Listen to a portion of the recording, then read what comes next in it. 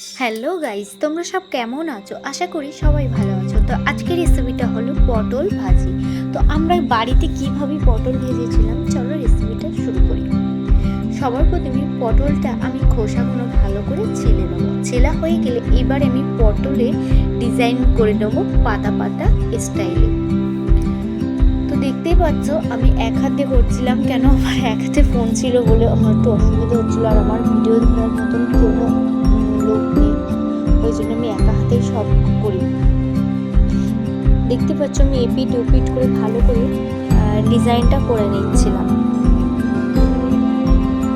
বন্ধুরা, তোমরা পটলের খোসাটা বেশি ছেলবে না। আমি এখানে বেশি ছিলে ফেলেছিলাম বলে আমার একটু ভাজতে অসুবিধা হয়েছিল, আর ডিজাইনটা ভালো বোঝা যাচ্ছিল না।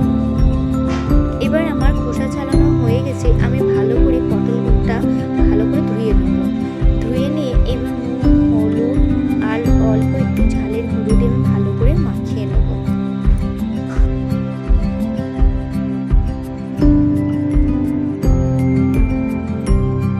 ভালো করে মাখানো হয়ে গেছে, এবার আমি গ্যাসটা অন করে কড়াটা বসিয়ে এবার কড়াটায় তেল দিয়ে নেব। তেলটা একটু ভালো করে